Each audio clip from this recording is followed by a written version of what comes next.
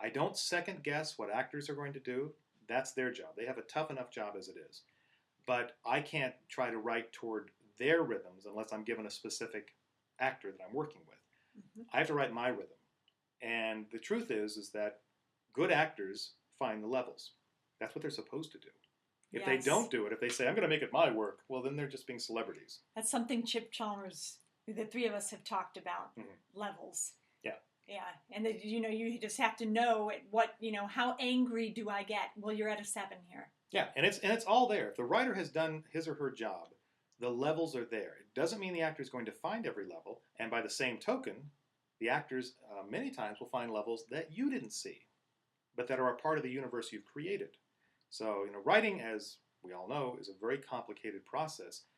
80% of it is what you cognitively come up with. And then there's another 20% of it that is there because it just has to be. It's a natural part of what you put on the page. And good actors, good directors, good set decorators, cinematographers, everybody involved with it, on the stage or lighting manager, everybody will key into that. And it's the old say, if it's not on the page, it's not on the stage. Yeah, that's right. It's got to be there. Unfortunately, we have a lot of people in all branches, in stage, film, and television, who are lazy. They expect the stuff to come to them. Mm-hmm. And one actor I worked with specifically had a problem with a line, and when I went to talk to him, expecting this to be, oh my gosh, I got to deal with a prima donna, the first thing he said to me is, he said, I know you've got a level here I'm missing. You've got to help me because I want to find it. Great. And I really looked at him and I went, oh my God, you're an actor. A real actor. A real actor. And working with this guy, is John Allen Nelson, by the way, is his name. That was an incredible experience because I trusted him. I knew I could give him material, and at the very least, he would give me what was in my head. But usually, he gave me more. When you think about an actor who actually brought more to the script than you had imagined, who comes to mind?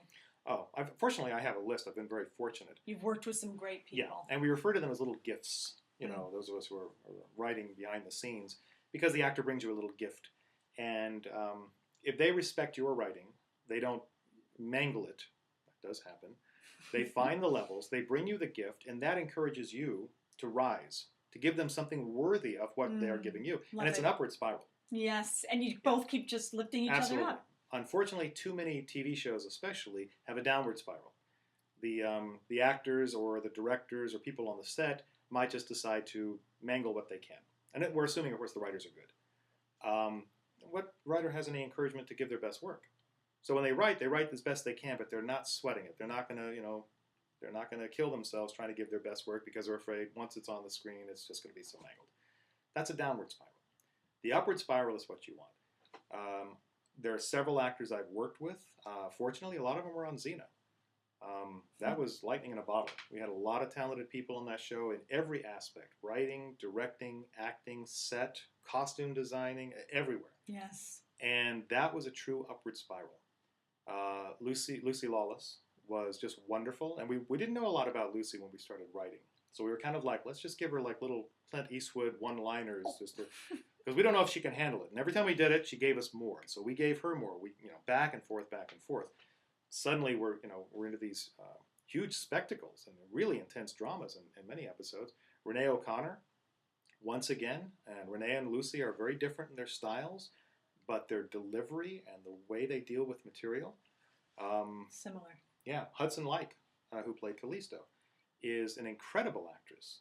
She really works hard, and I've seen it in dailies when she's had difficulties with a line, and she will tell people, she'll say, stop, I will get this, I'm going to get this, and she will, and she brings those little gifts. I have a question. Yes. Tell me about how the idea got generated to write Xena the Musical. That famous episode. There actually was a stage thing called Xena the Musical, but you're talking about the episode called The Bittersweet. Yes. Which was a musical episode. And it was all original. It was a task.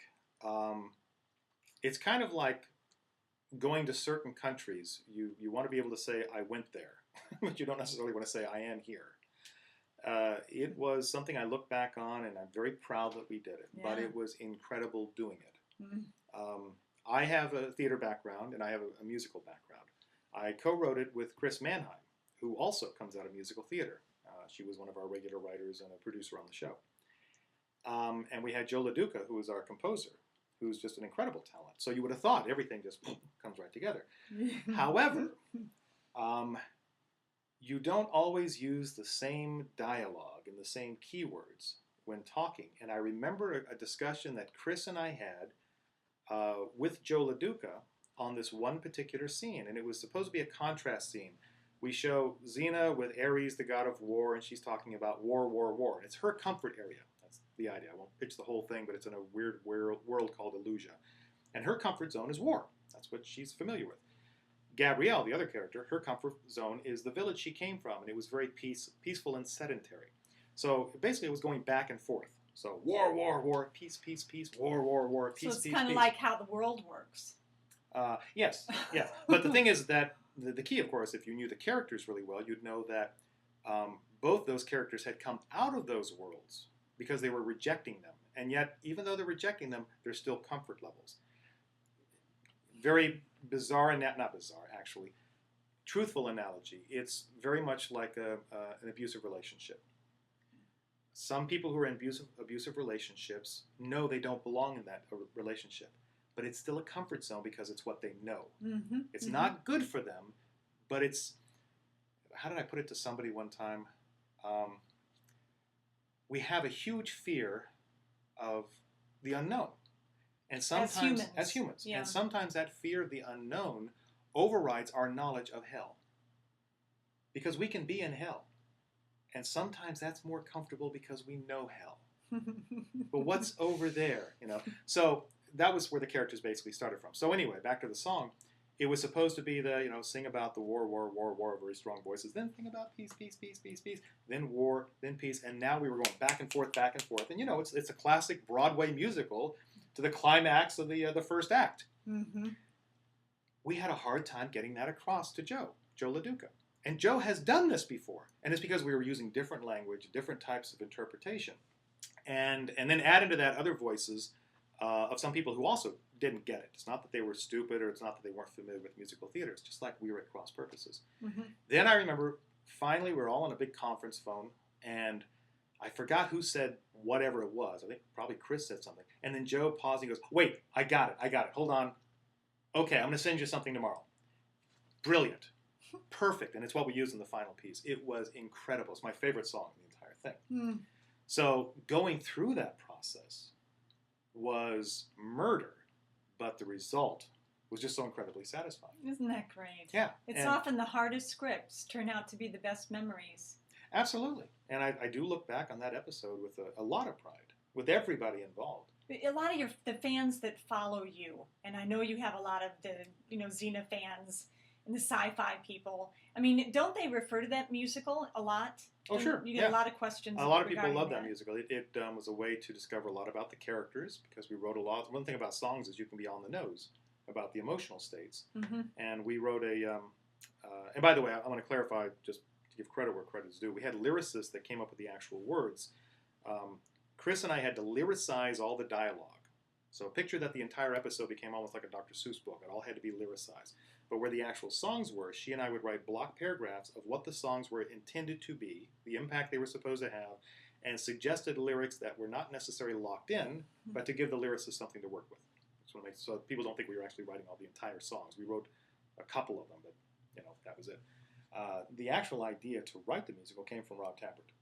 And he was the overall exec producer of the series. And it just came to him? I mean, because that was a Rob, very... I'll tell you something. Rob is an exceptional conceptualist. He absolutely is. He'll come up with the most bizarre, weird idea. And, it's funny. I'd always prided myself on saying anytime people come in and pitch stories or ideas, put everything on the table, even the stuff that will embarrass you, because we will pick through it. It may be a stupid idea, but we'll pick through it and we'll find something, and maybe it'll generate something. I've never had it to this extent. And it's one thing I really, really liked about Rob. He would just say the most bizarre things, and wouldn't have a problem if we'd come in with bizarre ideas as well. But he would come in and he would say, I want to do a musical.